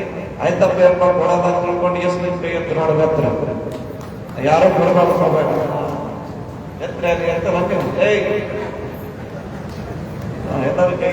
ಅದು ಮುಂದಿನ ಮಕ್ಕಳ ಭವಿಷ್ಯಕ್ಕಾಗಿ. ಹೌದಾ? ಮಕ್ಕಳು ಚಲೋ ಇದ್ರೆ ಮುಂದೆ ಮನೆತನ ಚಲೋ ಇರ್ತದೆ. ಮನೆತನ ಚಲೋ ಇದ್ರೆ ಆರೋಗ್ಯಕರವಾದಂಥ ಸಮಾಜ, ಸದೃಢವಾದ ಸಮಾಜ. ಸಮಾಜ ಅಂದ್ರೆ ಆ ಸಮಾಜ ಈ ಸಮಾಜ ಅಲ್ಲ, ಮನುಷ್ಯ ಸಮಾಜ ಸದೃಢವಾಗಿ. ಹೌದಾ? ಎಲ್ಲ ಇರ್ಬೇಕು. ಇನ್ನು ಅನ್ನ ಎಲ್ಲ ಪ್ರಾಣಿ ಪಕ್ಷಿ ಕ್ರಿಮಿ ಕೀಟಗಳಿಗೆ ಅನ್ನದನ್ನ ಹೇಳಿದ್ರೆ ಅಂಡಜ ಪಿಂಡಜ ಶ್ವೇತಜ ಉದ್ಬೀಜ ಅಂತ ಹೇಳ್ಕೊಂಡು ಆ ಬೀಜನೂ ಕೂಡ ನಮ್ಮಕ್ಕೊಂದು ಜೀವಾತ್ಮವನ್ನು ಹೊತ್ಕೊಂಡು ಬಂದದ್ದು. ಎಲ್ಲ ಪ್ರಾಣಿ ಪಕ್ಷಿಗೆ ಸತ್ತಬೇಕು ಮೋಕ್ಷ ಸಿಕ್ತು ಅಂದಾಗ ಅದು ಅಕ್ಕಿ ಕೇಳಿದ್ದಂತ, ಅನ್ನ ಕೇಳಿದ್ದಂತ ಪರಮಾತ್ಮ ನಮಗೆ ಯಾವಾಗ ಮೋಕ್ಷಪ್ಪ? ಸುಮ್ಮನೆ ನಮ್ಗೆ ಹುಟ್ಟಿಸಿದ ಕಳಿಸ್ಕೊಟ್ಟಪ್ಪ, ಅವ್ರ ಗದ್ದೆ ಇವ್ರ ಗದ್ದೆ ಕಲ್ಲಿ ಕಿಲಿ ಬೆಳೆಸಕೈತಿ, ನಮ್ಗೆ ಮೋಕ್ಷ ಯಾವಾಗ? ಪರಮಾತ್ಮನಂತ ನಿನಗೂ ಮೋಕ್ಷ ಅದ್ಭುತ ಅನ್ಬೇಡ. ಯಾವಾಗ ಅದು ಹೇಳ ನೋಡಪ್ಪ, ನಿಮಗೆ ಮೋಕ್ಷ ಯಾವಾಗ ಅಂತಂದ್ರೆ ಮನುಷ್ಯ ನಿಮ್ಮನ್ನು ಅನ್ನ ಮಾಡಿ ಹೊಟ್ಟೆಗೆ ಹೋತಲ್ಲ ಅವಾಗೆ ನಿಮ್ಮ ಮೋಕ್ಷ. ಯಾಕಂತಂದ್ರ ಈಗ ನೀವು ಹಾಕ್ಯದಾಗ ಹಾಕ್ರಿ, ಅದು ರೈಸ್ ಮಿಲ್ನಾಗ ಒಯ್ದಿಡ್ರಿ, 1 ವರ್ಷ ಅಂತ. ಹೌದಾ? ಹಾಕ್ಯದಾಗ ಹಾಕಿದ್ರು 1 ವರ್ಷ ಅಂತ. ನಿಮ್ಮಾಗಿದ್ದಾಗ ಹಾಕಿ ಹೆಸರು ಅರ್ಜೆಂಟ್ ಮತ್ತೆ ಮುಂಚಿನ ಬರಬೇಕು. ಹೌದಲ್ಲ? ಅಂದ್ರೆ ಅದರ ಜನ್ಮಕ್ಕೆ ಮುಕ್ತಿ ಆಯಿತು. ಅದು ಅಳಗು ಅಂತ ಕೇಳಿದಂತ ಪರಮಾತ್ಮ, ನೀನು ಬಿಟ್ಟು ನಾ ದೂರ ಹೋಗ್ತೀನಪ್ಪ. ಸೃಷ್ಟಿಗೆ ಮೂಲನಾದಂತ ನಿನ್ನನ್ನು ಬಿಟ್ಟು ನಾನು ಇಲ್ಲಿ ಬರ್ತೀನಿ ಭೂಮಿಗೆ ಅಂತಂದ್ರೆ ನನಗೆ ಮತ್ತೆ ಮೋಕ್ಷ ಪ್ರಾಪ್ತಿ ಅಂತ ಆಗ್ತದೆ. ಮೋಕ್ಷ ಅಂತ ಹೇಳ್ಕೊಂಡಂದ್ರೆ ಅಲ್ಲಿ ಬಂದಂತ ಜೀವಿ ಅಲ್ಲಿಗೆ ಹೋಗಿ ಅಲ್ಲೇ ಉಳ್ಕೊಂಡು ಮೋಕ್ಷ ಮೋಕ್ಷ ಅಂತ ಹೇಳ್ಕೊಂಡು ಕರೀತಾರೆ. ಅಂದ್ರೆ ಮೋಕ್ಷ ಅಂದ್ರೆ ಲಗ್ನ ನಿಂತಿದ್ರೆ ಲಗ್ನ ಮಾಡಿದ ಮೋಕ್ಷ ಈ ಮೋಕ್ಷ ಅಲ್ಲ. ಮೋಕ್ಷ ಅಂದ್ರೆ ಯಾವನಿಂದ ನಾವು ಬಂದೇವಿ ಮತ್ತೆ ಹೋಗಿ ಅವನನ್ನು ಉಳ್ಕೊಳ್ಳೋದಕ್ಕೆ ಮೋಕ್ಷ ಮೋಕ್ಷ ಅಂತ ಕರೆಯುವಂತಾರ. ಈ ಗುರು ದೀಕ್ಷಿತ ಮೋಕ್ಷ ಆಯ್ತು. ಮೋಕ್ಷ ಆಯ್ತು ಅಂತಂದ್ರೆ ತಾಯಿ ತಂದಿದ್ದಂತ ನಿಮ್ಮನ್ನು ಭೂಮಿಗೆ ಬಿಟ್ಟಿರ್ತಾರೆ. ಸದ್ಗುರುನಾಥ್ ಏನ್ ಮಾಡ್ತಾರಂದ್ರ, ನೀವು ಸಾಯಬಾರದು, ಕೆಡಬಾರದು, ಸಾಯುವಂತ ಕೆಡುವಂತ ದೇಹದಲ್ಲಿ ಕೆಟ್ಟಾರ್ದಂತ ಆತ್ಮ ಪರಮಾತ್ಮನ ಸ್ವರೂಪಾದ ನಿಮ್ಮನ್ನು ಒಯ್ದು ನಮ್ಮ ಮಾತಾಡಿಗೆ ಮುಟ್ಟಿಸ್ತೀನಿ, ನಿಮಗೆ ಮೋಕ್ಷ ಕರುಣಿಸ್ತೀನಿ ಅಂತ ತಿಳ್ಕೊಂಡು ಗುರು ಏನು ಮಾಡ್ತಾರಂದ್ರ ಹಸ್ತಮಸ್ತಕ ಸಂಯೋಗ. ಮಸ್ತಕ ಮೇಲೆ ಗುರುನಾಥ್ ಹಸ್ತ ಇಟ್ಟು ಮಂತ್ರೋಪದೇಶ ಮಾಡಿದಾಗ ನೀ ಎಲ್ಲಿಂದ ಬಂದಿದಿ ಅಲ್ಲಿ ಹೋಗ್ಬಿಟ್ಟಪ್ಪ. ತಾಯಿ ತಂದೆ ಅಲ್ಲಿದ್ದದ್ದು ನಿಮಗೆ ಇಲ್ಲಿ ತಂದಾರ, ಈ ತಂದೆ ಏನ್ ಮಾಡ್ತಾರ ನಿಮಗೆ ಇಲ್ಲಿಂದ ಹೋಗಿ ಅಲ್ಲಿಗೆ ಮುಟ್ಟಿಸ್ತಾನೆ. ಇದೇ ಮೋಕ್ಷ. ಅಂತ ಒಂದು ಮೋಕ್ಷ ಪ್ರಾಪ್ತಿಯಾದಂತ ಅನುಭವ ಸ್ಥಿರವಾದಂತ ಅನ್ನ ಎಲ್ಲಾದ್ರೂ ಕೂಡ ನೀವು ಒಗದ್ರಿ ಊಟ ಮಾಡಿ ಹಂಗೆ ಬಿಟ್ಟಿರಿ ಅಂತಂದ್ರ ಅನ್ನ ಬಡದಂತ ನಾನು ಕೂತೆ ಹುಟ್ಟಿಸ್ಕೊಂಡೆ ಕುದಿಸ್ಕೊಂಡೆ ಏನಾಗಿ ಕೊನೆಗೆ ಮೋಕ್ಷಕ್ಕೆ ನೀನು ಸ್ವಲ್ಪ ಬಿಡುದು ಅಂತಂದ್ರ ಈ ಪುಣ್ಯಾತ್ಮ ನನಗೆ ಒಗದ್ನಲ್ಲಪ್ಪ ಅಂತ ತಿಳ್ಕೊಂಡಂದಾಗ ಅವನಿಗೆ ಯಾವ ದೋಷ ಬಂದಂದ್ರ ಆತ್ಮಹತ್ಯಾ ದೋಷ ಬರಲಿ ಅವನಿಗೆ ಅಂತದಂತೂ ಅಕ್ಕಿ. ನಾವು ಉಳ್ಳಾರ್ದೆ ಅದನ್ನು ಉಸಿರಿಗೆ ಚೆಲ್ಲಿದೆವು, ಎಲ್ಲೇ ಹೋಗಿದೆವು ಅಂತ ತಿಳ್ಕೊಂಡಂದ್ರೆ ಅಕ್ಕಿ ಅಂತದಂತ ಒಂದು ಆತ್ಮಹತ್ಯೆ ಮಾಡಿದ್ರೆ ಏನು ದೋಷ ಬರ್ತದಪ್ಪ. ಗುರುನಾಥ ನಾನು ಸಣ್ಣವಿದ್ರು ಕೂಡ ನನಗೆ ನಾನು ಜನ್ಮ ವ್ಯರ್ಥ ಮಾಡ್ಯಾನ ಅಂತಂದ್ರೆ ಅವನ ಹೊಟ್ಟೆ ಬಂದ್ರೆ ನನ್ನ ಜನ್ಮ ಪೂರ್ತಿ ಆಗ್ತೈತೆ. ನನ್ನನ್ನು ಒಯ್ದು ಎಲ್ಲೋ ಕಸ್ದಾಗ, ಮುಸುರಾಗ, ಮೋರ್ಯಾಗ, ನೀರಾಗ ಎಲ್ಲೋ ಹೋಗುತ್ತಾನ ತಿಳ್ಕೊಂಡಂದ್ರೆ ನನಗೇಟು ಕೆಮ್ಮತ್ತಿದ್ದಪ್ಪ ಆಟನ ಸ್ವಲ್ಪ ದೋಷ ಕೊಡು ಅಂತ ಅಕ್ಕಿ ಕೇಳ್ತಿಲ್ಲ. ಅದಕ್ಕಾಗಿ ಎಲ್ಲರೂ ಪರಬ್ರಹ್ಮ ಸ್ವರೂಪವಾದಂಥ ಅಕ್ಕಿ, ಭಗವಂತನಿಂದ ಬಂದಂಥ ಪ್ರಸಾದ. ಇಲ್ಲೆಲ್ಲ ನಿಮ್ಮ ಮನೆಗಿದ್ರು ಅದನ್ನು ಪ್ರಸಾದ, ಅದನ್ನು ಪ್ರಸಾದ. ಪ್ರಸಾದ ಅಂತ ತಿಳ್ಕೊಂಡಾದ್ರೆ ಗುಡಿಯಾಗಿ ಬಂದದ್ದೇ ಪ್ರಸಾದ ಅಂತ ತಿಳ್ಕೊಂಡಲ್ಲ. ಈ ಕಾಯ ಪ್ರಸಾದ ಕಾಯ ಅಲ್ಲ, ಪ್ರಸಾದ ಕಾಯ. ಇದು ಪ್ರಸಾದ ಹಾಕಿದಾಗೆ ತೃಪ್ತಿ ಆಗ್ತದೆ. ಮನೆಯಾಗಿದ್ದದ್ದು ಅದನ್ನು ಪ್ರಸಾದ, ಇಲ್ಲಿ ಗುಡಿಯಾಗ ಮಾತ್ರ ಇದನ್ನು ಪ್ರಸಾದ. ಹೌದಾ? ಬದಲಾವಣೆ ಆಗ್ಬೇಕು. ಯಾಕಂತಂದ್ರೆ ಬದಲಾಗಿ ಇಲ್ಲಿ ಬಂದು ನೀವೆಲ್ಲ ಸಂಸ್ಕಾರ ಕಲಿಲ್ಲಂದ್ರೆ ಎಷ್ಟು ದಿನ ಬಂದು ಅರ್ಥ ಆಗ್ತದೆ. ಒಮ್ಮೆ ನೀವು ನಿಮ್ಮ ಮನೆಗೆ ಬೆಳೆದಿರ್ತೀರಿ ಅಕ್ಕಿ, ಹೌದಾ? ನಿಮ್ಮ ಮನ್ಯಾಗ ಅಡಿಗೆ ಮಾಡ್ತೀರಿ ಅನ್ನ. ಯಾಕಪ್ಪ ಇಲ್ಲಿ ಗುರುಗಳು ಅಂತಾರೆ ನಮ್ಗೇನಂತ ಊಟ ಮಾಡ್ರಂದ್ರ ನಾವು ಪ್ರಸಾದ ತೋರಿ. ನಿಮ್ಮ ಮನೆಗಿದ್ದ ಅಕ್ಕಿ ಬಂದು ನೀವೇ ಅನ್ನ ಮಾಡಿರ್ತೀರಿ, ನೀವೇ ಹೊತ್ತಿಗೆ ಅದಕ್ಕೆ ಪ್ರಸಾದ. ನೀವೇ ನೀರು ತಂದಿರ್ತೀರಿ, ಪೂಜೆ ಮಾಡ್ತೀರಿ, ಸ್ವಲ್ಪ ಹಾಕ್ರಿ ತೀರ್ಥ ಹಾಕ್ರಿ ಅಂತ ತಿಳ್ಕೊಂಡಿರ್ತೀರಿ. ನೀವೇ ಕುಡಿದಕ್ಕೆ ಅದಕ್ಕೆ ತೀರ್ಥ ಇರ್ತೀರಿ. ನೀವೇ ತಂದು ಸಂಸ್ಕಾರ ಪಟ್ಟಿದಾಗ ಕ್ಷಣ ಮಾತ್ರದಲ್ಲಿ ಅದು ತೀರ್ಥ ಇತ್ತು. ನೀ ಪಟ್ಟದ ಅನ್ನ ಮಟ್ಟದ ಒಳಗೆ ಹೋದ ನಂತರ ಅನ್ನ ಆಯ್ತು. ಪುಣ್ಯಾತ್ಮ, ನೀ ಹುಟ್ಟಿ ಎಷ್ಟು ಜನ ಆಯ್ತಲ್ಲೋ, ನೀ ಪರಮಾತ್ಮ ಬಂದಂತ ನೀ ಯಾಕೆ ಪರಮಾತ್ಮ ಬಡದು? ಪರಮಾತ್ಮನಿಂದ ಬಂದಂತ ಕಾಯ ಪರಮಾತ್ಮ ಆದಾಗ ಮಾತ್ರ ಇದಕ್ಕೆ ಶಾಶ್ವತವಾದಂತ ಪರಮ ಸುಖ ಮೋಕ್ಷ ಪ್ರಾಪ್ತಿ ಆಗಿರ್ತಕ್ಕಂಥದ್ದಾಗ್ತದೆ. ಅಂತ ಅನುಭವವನ್ನು ನೀವೆಲ್ಲರೂ ಕೂಡ ಇವತ್ತಿನ ದಿವಸ ಪಡೆದುಕೊಂಡಂಥವಾಗಿದ್ದೀರಿ. ಪೂಜ್ಯ ಸ್ವಾಮಿಗಳು ಹೇಳ್ಯಾರ ಗೊತ್ತಿಲ್ಲ. ಬಸವ ಜಯಂತಿ ದಿವಸ ಅಂದ್ರೆ ಸೋಮವಾರ ದಿವಸ ಬನ್ನಿ ಬಸವೇಶ್ವರ ರಥೋತ್ಸವ ವ್ಯವಹಾರದಲ್ಲಿ ವಿಶ್ವರಾಧ್ಯರು ಹುಟ್ಟಿ ಬೆಳೆದಂತ ಮತ್ತು ಪ್ರಸಾದ ಉಣಿಸಿದಂತ ಪುಣ್ಯಾತ್ಮ ಒಂದು ಕ್ಷೇತ್ರದ ಜಾತ್ರಾ ಮಹೋತ್ಸವ. ಯಾಕಂದ್ರೆ ಎಲ್ಲರೂ ನೇವದೆ ಇಡ್ಲಿಕ್ಕೆ ಹೋದಾಗ ವಿಶ್ವರಾಧ್ಯರು ಬಸವೇಶ್ವರ ಶಾಸ್ತ್ರಿಗಳು ನೇವದೆ ಹಿಡ್ಕೊಂಡು ಹೊರಟು ಬರ್ತಿರಂತ ಬರುವಂತ ಸಂದರ್ಭದಲ್ಲಿ ನೇವದೆ ಹಿಡ್ಕೊಂಡು ಆಫೀಸ್ ಹೋಗೋದು ವಿಶ್ವರಾಧ್ಯನಂತ ದಿನ ಬಂದು ನೇವದೆ ಹಿಡ್ಕೋಬೇಕಾದ್ರೆ ಇಲ್ಲಾಕೆ ಹೋಗ್ಬೇಕು ಅಂತ. ಅದಕ್ಕೆ ಇವತ್ತು ನೇವದೆ ಹಿಡಿತೀವಿ ಅಂತಂದ್ರೆ ಅವ ಉಂಡ್ರ ನಾಳೆ ಬರಮ್ಮ, ಉಳ್ಳಿಲ್ಲಂದ್ರೆ ನೇವದೇನೆ ತರಬೇಡ ಅಂತ ತಿಳ್ಕೊಂಡು ಪರಮಾತ್ಮನಿಗೆ ನಯ ವಿನಯದಿಂದ ವಿನಮ್ರನಾಗಿ ಬೇಡ್ಕೊಂತ ಪ್ರಾರ್ಥನಾ ಮಾಡ್ಕೊಂತ ನಿಂತಾಗ ಬನ್ನಿ ಬಸವನೇ ಬಾಯಿ ತರದ ವಿಶ್ವರಾಧ್ಯರು ಕೊಟ್ಟಂತ ಪ್ರಸಾದ ಉಂಡ್ರು ಅಂತ ತಿಳ್ಕೊಂಡು ಇತಿಹಾಸದಲ್ಲಿ ನಾವು ಉಂಟಂತ ಪ್ರಸಾದ ವಿಶ್ವರಾಧ್ಯರು ಉಳಿಸಿದಂತ ಬನ್ನಿ ಬಸವಣ್ಣ ನೋಡಪ್ಪ, ನಿಮ್ಮ ವಿಶ್ವಕ್ಕನೇ ಆರಾಧ್ಯನಾಗಿದ್ದರು. ವಿಶ್ವರಾಧ್ಯ ಅಂತ ತಿಳ್ಕೊಂಡಂದಾಗ ವಿಶ್ವಕ್ಕನೇ ಆರಾಧ್ಯ ಅಂದ್ರೆ ಎಲ್ಲರಿಗೂ ಕೂಡ ನೀವು ಪೂಜನೀಯಾಗಿ ದೇವತಾ ಮನುಷ್ಯನಾಗಿ ನೀವು ಬಾಳು ಅಂತ ತಿಳ್ಕೊಂಡ ಬನ್ನಿ ಬಸವೇಶ್ವರನ ಆಶೀರ್ವಾದ ಮಾಡಿದ್ರು. ಅಂತ ಪುಣ್ಯಾತ್ಮ ಗುರುವಿನ ಗುರು ಪರಮ ಗುರು ವಿಶ್ವರಾಧ್ಯರ ಮನೆದೇವರು ಜಾತ್ರಾ ಮಹೋತ್ಸವ ಆದ. ಎಲ್ಲರೂ ನೀವು ಬರ್ರಿ. ವರ್ಷ ದಿನ ಇಲ್ಲ ನಾವು ದುಡಿತಿರ್ತೀವಿ. ಅವತ್ತ ಇಲ್ಲಿ ನಾವು ಅಷ್ಟೇ ಬಂದಿರ್ತೀವಿ. ಅವತ್ತ ಬನ್ನಿ ಬಸವನ ಜಾತ್ರೆಗೆ ನಾವು ಇರ್ತೀವಿ, ನೀವಿರ್ತೀವಿ. ವಿಶ್ವರಾಧ್ಯರನ್ನು ಕೂಡ ಅಲ್ಲಿಂದು ನಮ್ಮ ಗುರುಗಳ ಜಾತ್ರೆ ನಡೆದು ಅಂತ ತಿಳ್ಕೊಂಡು ಬಹಳ ಸಂತೋಷ ಭಕ್ತಿಯಿಂದ ಆ ಕಾರ್ಯಕ್ರಮ ನಡೆಸ್ಕೊಂಡು ಬರತಕ್ಕಂಥವ್ರಾಗ್ತಾರೆ. ಅಂತ ಒಂದು ಪುಣ್ಯ ಕಾರ್ಯದಲ್ಲಿ ನೀವೆಲ್ಲರೂ ಕೂಡ ಭಾಗಿಯಾಗ್ರಿ ಎನ್ನುವಂತ ವಿಚಾರ ತಿಳಿಸುತ್ತ ಈ ಶಿವಾನುಭವ ಚಿಂತನೆಯಲ್ಲಿ ಪಾಲ್ಗೊಂಡಂತ ಎಲ್ಲರಿಗೂ ಸದ್ಗುರು ಸಂಬಂಧ ವಿಶ್ವರಾಧ್ಯರು ಮಂಗಳಾಂಬಿಕಾ ತಾಯಿ ಆಯುಷ್ಯ ಕೊಡ್ಲಿ, ಆರೋಗ್ಯ ಕೊಡ್ಲಿ, ಸಕಲ ಸಂಪತ್ತೆಲ್ಲವನ್ನೂ ಕೂಡ ಕೊಟ್ಟು ಕರುಣಿಸಿ ಕಾಪಾಡಲಿ ಅಂತ ತಿಳ್ಕೊಂಡು ನಿಮ್ಮೆಲ್ಲರ ಪರವಾಗಿ ಆ ಪುಣ್ಯಾತ್ಮರಲ್ಲಿ ಪ್ರಾರ್ಥಿಸಿಕೊಂಡು ನನ್ನ ವಿಷಯಕ್ಕೆ ಮಂಗಲ ಕೋರ್ಕೊಂಡು